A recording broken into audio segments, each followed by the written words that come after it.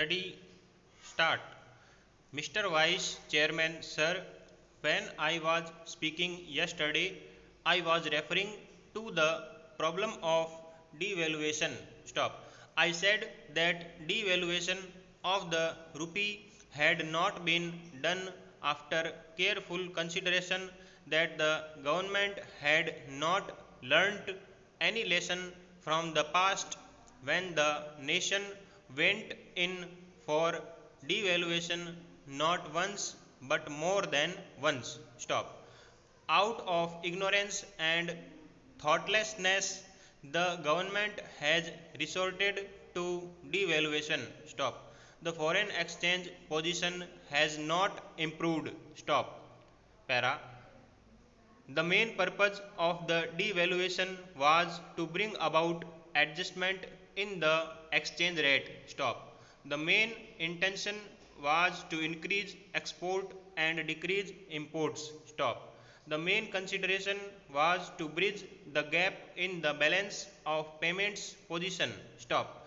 The main objective was not realized and it will not be realized. Stop. Paragraph. It was done at the behest of the World Bank and the International Monetary Fund. Stop. Sir, devaluation is a very serious matter. Stop. Its consequences are serious. Stop. If it is undertaken thoughtlessly or in a hurry, it may destroy the very economic system and dislocate our monetary fabric. Stop. This is what has happened now. Stop.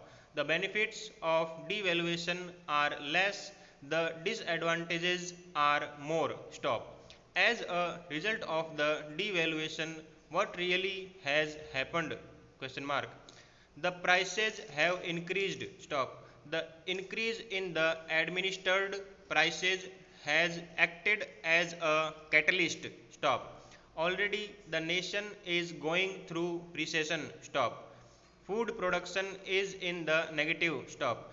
Industrial production has almost registered a zero rate of growth, whereas money supply is increasing fast. Stop. The government had undertaken devaluation at this juncture. Paragraph. The non expenditure has been growing alarmingly. Stop. There is wastage, there is misdirection of resources to which I referred yesterday. Stop. It requires proper pruning and chopping in many areas. Stop. For instance, on government staff alone, we are paying rupees 12,000 crores every year, which constitutes 10% of our governmental expenditure. Stop. There are 40 lakh employees and it is said that 50,000 posts can be abolished straightway without affecting adversely the efficiency of the government. Stop. On the contrary, the efficiency might improve. Stop. Sir, we have borrowed money in the past also, but never had the World Bank and the International Monetary Fund dared to impose such conditionalities. Stop.